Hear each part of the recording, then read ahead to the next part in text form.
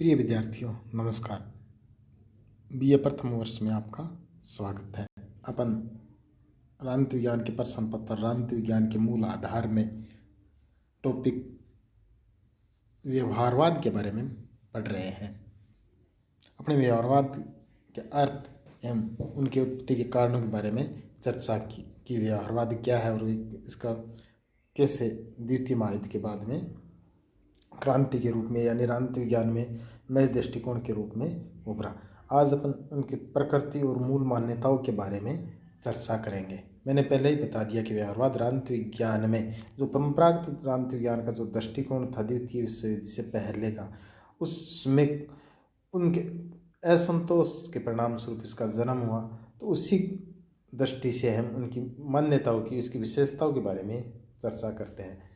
व्यवहारवाद आज बहुत अधिक प्रचलित और व्यापक हो गया है, किंतु इसके अर्थ के संबंध में सभी का दृष्टिकोण समान नहीं है। कुछ विद्वानों के अनुसार यह एक मनोदशा या मनोवर्ती है, तो कुछ विचारकों की दृष्टि में इसके अपने निश्चित विचार, सिद्धांत और कार्यविधियाँ है।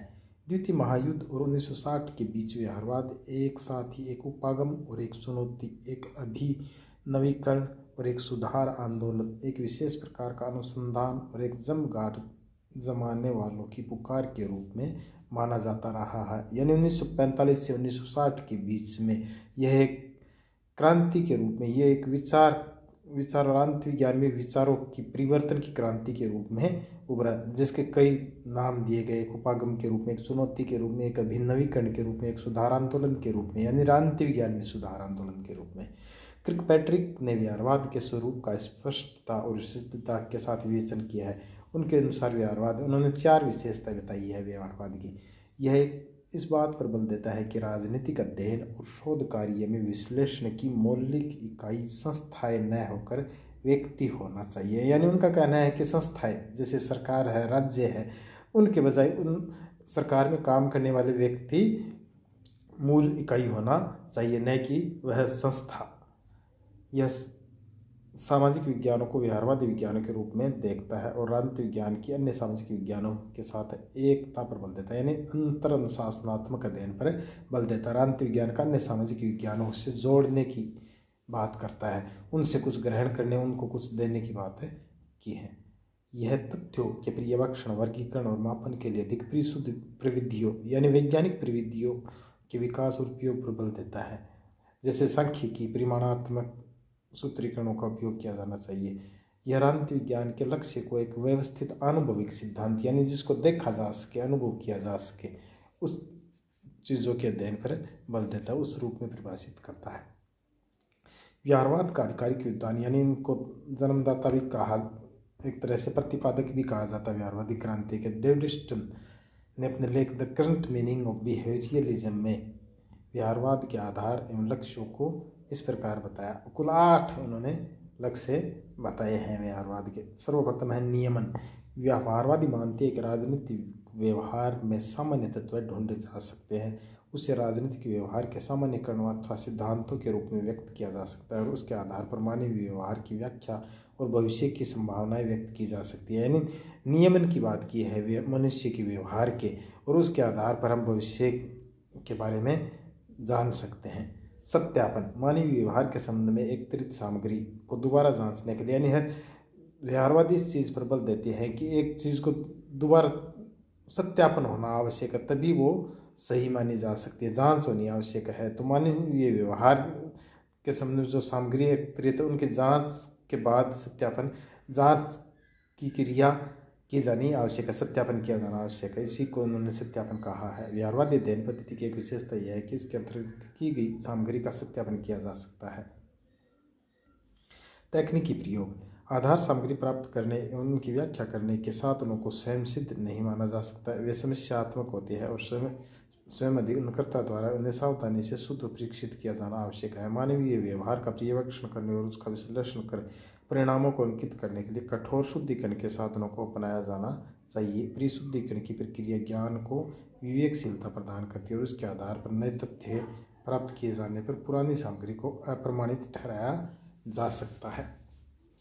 परिमाणीकरण यानी क्वांटिफिकेशन, उपलब्धियों के विवरण व आधार सामग्री को लेखबद्ध करने तथा उससे स्पष्टता लाने के लिए मापन और प्रमाणीकरण किया जाना चाहिए। यानी यहाँ ये व्यवहारवाद की बात हम कर रहे हैं कि जो भी उपलब्ध विवरण है, सामग्री है, उसको लेखबद्ध करने के बाद सुस्पष्टता लाने के लिए मापन किया जाना आवश्यक है। मापन और प्रमाणीकरण का ये कार्य उनके लिए नहीं वरन उन प्रयोजनों के प्रकाश में किया जाना चाहिए। मूल्य निर्धारण व आदर्श निर्माण। सामान्य व्यवहारवादी मूल्यों की दृष्टि से तटस्थ रहना चाहते हैं, यानी बिना किसी पक्षपात के। फिर भी नैतिक मूल्यांकन के कुछ मूल्य और आदर्शों का प्रतिपादन और प्रयोग आवश्यक हो जाता है। इस संबंध में अपनाए गए मूल्य और आदर्शों को अध्ययनकर्ता के मूल्य और आदर्शों से अलग रखना चाहिए। अगला है व्यवस्थाबद्धीकरण। अनुसंधान आवश्यक रूप से क्रमबद्ध होना चाहिए, अर्थात सिद्धांत और अनुसंधान को क्रमबद्ध और क्रमबद्ध ज्ञान के दो ऐसे भाग समझा जाना चाहिए जो परस्पर गुंथे हुए है। यानी किसी चीज़ को क्रमबद्ध किया जाना व्यवहारवाद की विशेषता रही है। अनुसंधान को क्रमबद्ध किया जाना चाहिए, सिद्धांत को क्रमबद्ध किया जाना चाहिए। विशुद्ध विज्ञान यानी प्योर साइंस।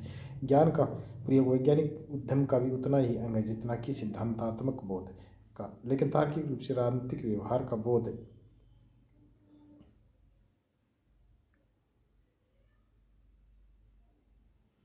और व्याख्या पहले ही आते हैं और एक ऐसा आधार प्रदान करते हैं,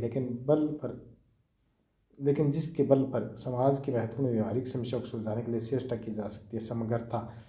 व्यवहारवादियों की प्रमुख की विशेषता है कि समस्त मानव व्यवहार एक पूर्ण इकाई है। यानी मनुष्य के विविध पक्ष होते हैं, लेकिन वो सारे पक्ष आपस में जुड़े हुए होते हैं, उनका अध्ययन खंडों में नहीं होना चाहिए। व्यवहारवाद के अनुसार मानव व्यवहार में एक मूलभूत एकता पाई जाती है। इसी कारण विभिन्न सामाजिक विज्ञान परस्पर अत्यंत समीप है। यानी उनका कहना है कि भले ही वो समाजशास्त्र हो, इतिहास हो, मनोविज्ञान हो, भूगोल हो, अर्थशास्त्र हो, वो आपस में जुड़े, क्योंकि मनुष्य की विभिन्न पक्ष होती है, वो उन सारों से मिलकर एक मानव इकाई बनती है। इस सूची में व्यवहारवादी पंथ के सभी प्रमुख आधार आ गए हैं। उपयुक्त सूत्र अनुसंधान के परंपरागत व्यवहारवादी ढंग के प्रमुख अंतरों का प्रतिनिधित्व करते हैं और लगभग सभी व्यवहारवादी कम अधिक रूप से, यानी जो डेविड स्टन ने ऊपर 8 जो विशेषताएं बताई है व्यवहारवाद के संबंध में, ज़्यादातर विद्वान उनसे सहमत है, लेकिन फिर भी व्यवहारवाद में कुछ कमियां हैं अपनी। उन कमियों के बारे में एक एक करके पढ़ते। प्रथम है अत्यधिक शब्दाडंबर। व्यवहारवाद द्वारा अपने की अपरिचित शब्दावली, नए संप्रत्यों तथा शुद्ध वाक्य रचना की कटु आलोचना की जाती है। व्यवहारवादी विचारकों ने जिस भारी भरकम शब्दावली का प्रयोग किया उसके कारण ऐसा प्रतीत होता है कि यह केवल एक शब्दाडंबर के अतिरिक्त और कुछ नहीं। यानी जो शब्दावलियों का प्रयोग किया राजनीति विज्ञान व्यवहारवादी द्वारा, उनकी विद्वानों ने कटु आलोचना की है कि ये केवल एक शब्दाडंबर है। एस.पी. वर्मा के शब्दों में तटस्थ और निष्पक्षता प्राप्त करने के लिए अनुभववादी सिद्धांतवादियों ने एक नया उलझाने वाला और फूड शब्दजाल आविष्कृत कर लिया है।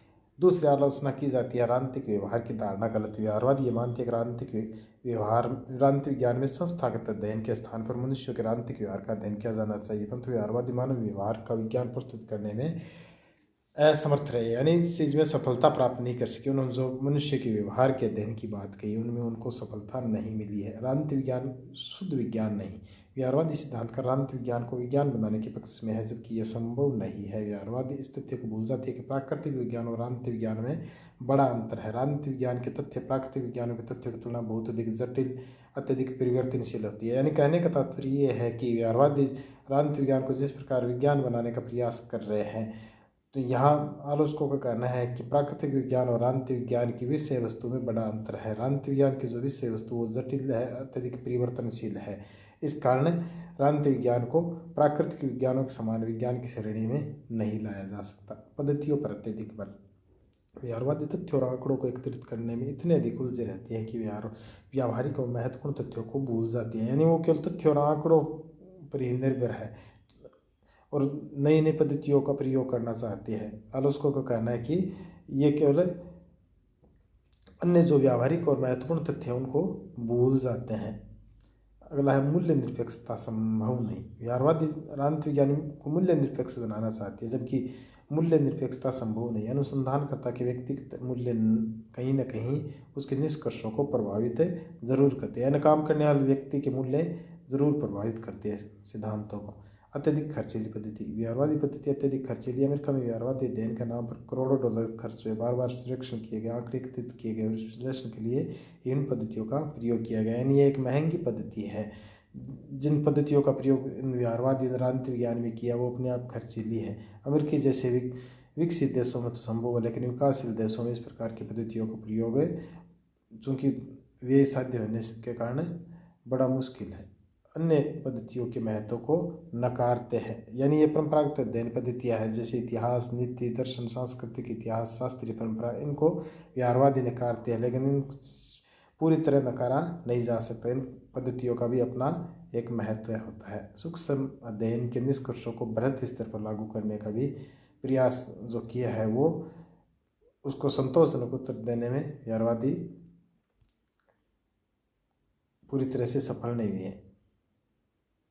व्यवहारवाद नीति निर्धारण के परिप्रेक्ष्य में जब हम व्यवहारवाद के निष्कर्षों को नीति निर्धारण के प्रश्न से जोड़ते हैं तो उनकी कमियां और स्पष्ट हो जाती है। नीति निर्धारण के अनेक तत्व योगदान देते हैं, केवल तथ्य नहीं देते। नैतिक तत्व तथा राजनीति का भी हाथ होता है, केवल तथ्यों के आधार पर नीति निर्माण नहीं किया जा सकता। तो इस प्रकार कई प्रकार की आलोचनाएं विचारकों ने की है। अत्यधिक शब्दाडंबर है। राजनीतिक व्यवहार की जो धारणा का गलत बताई, राजनीतिक विज्ञान को जो शुद्ध विज्ञान बनाने का प्रयास उसमें भी वो सफल नहीं हुई है। तो इस प्रकार अपन व्यवहारवाद राजनीतिक विज्ञान भले ही कुछ कमियां, लेकिन उसकी भी अपनी कुछ उपयोगिताएं हैं जिसको हम भुला नहीं सकते उनके योगदान को। व्यवहारवादी क्रांति के प्रारंभिक दौर ने परंपरागत विचार को और व्यवहारवादी विचार को शीत युद्ध की जिस वातावरण को जन्म दिया था आज समाप्त हो चुका है। हमने एक ऐसी स्थिति में प्रवेश किया जिससे व्यवहारवाद की उचित मूल्यांकन संभव। व्यवहारवादियों के फलस्वरूप आज राजनीतिक विज्ञान को नवीन राजनीतिक विज्ञान के रूप में, यानी उन्होंने राजनीतिक विज्ञान में बहुत सारी चीज़ें नहीं जोड़ी है जिसके आज भी उपयोगिता है। व्यवहारवाद केवल मात्र एक उपागम दृष्टिकोण नहीं बनी है तो राजनीतिक विज्ञान की समस्त विषय वस्तु को नवीन रूप में प्रस्तुत करने का साधन है। व्यवहारवादी केवल सुधार ही नहीं, उन्होंने पुनर्निर्माण, यानी राजनीतिक विज्ञान में सुधार ही नहीं, उन्होंने एक तरह से राजनीतिक विज्ञान का पुनर्निर्माण कर दिया है। व्यवहारवादी ने राजवैज्ञानिक के दृष्टिकोण को व्यापक बनाया है और उससे इस बात के लिए प्रेरित किया कि एक समाज विज्ञान का अध्ययन दूसरे सामाजिक विज्ञानों के संदर्भ में किया जा सकता है। यानी विभिन्न सामाजिक विज्ञान आपस में एक दूसरे से जुड़े हुए हैं, पूरी तरह से अलग नहीं किया जा सकता, अलग करके अपन अध्ययन नहीं कर सकते। राजवैज्ञानिक अब सामान्यतः ऐसे दार्शनिक के रूप में कार्य करते जो कि नैतिक मूल्यवादों से संबंध रखते थे।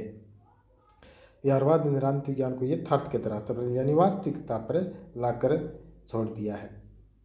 व्यवहारवादियों ने अपने वैज्ञानिक अनुभव के माध्यम से नवीन पद्धतियां, नए मापन, नूतन क्षेत्र प्रदान किए। व्यवहारवाद के परिणाम स्वरूप राजनीतिक विज्ञान, साक्षात्कार प्रणाली, मूल प्रश्नावली प्रणाली, सोशियोमेट्री आदि अपनाने को प्रवृत्त है। यानी नई नई जो पद्धतियाँ व्यवहारवादियों ने राजनीतिक विज्ञान में की वो भी अपने आप में एक बड़ा महत्व। राजनीति के अंतर्गत अब न केवल मानव व्यवहार और राष्ट्रीय अंतर्राष्ट्रीय व्यवस्थाओं का अध्ययन भी इस पद्धति के आधार पर किया जाता है। तो वस्तुतः व्यवहारवाद वैज्ञानिक पद्धति का प्रतीक है। नव राजनीति शास्त्र के निर्माण में व्यवहारवाद की भूमिका उल्लेखनीय है। यद्यपि व्यवहारवादी अपनी नई शोध प्रणालियों के आधार पर उन उद्देश्यों को प्राप्त करने में असफल रहे जिन्हें प्राप्त करने का उन्होंने लक्ष्य निर्धारित किया, फिर भी डॉक्टर एस.पी. वर्मा के शब्दों में इन सब कमियों के बावजूद व्यवहारवादियों ने राजनीतिक विज्ञान को उसकी गहरी तंद्रा से जगा दिया, उसमें शोध के लिए नवीन आयामों को खोला और नई तकनीकों का विकास किया है। यानी कहने का तात्पर्य यह है कि भले ही व्यवहारवाद में कुछ कमियां हो लेकिन उसको पूरी तरह से नकारा नहीं जा सकता। उन्होंने जो राजनीतिक विज्ञान के विकास में जो योगदान दिया, नए दृष्टिकोण में जो योगदान दिया, उसको कभी भुलाया नहीं जा सकता। तो आज बस इतना ही पढ़ेंगे, कल नए टॉपिक के साथ फिर हाजिर होते हैं। तब तक के लिए नमस्कार।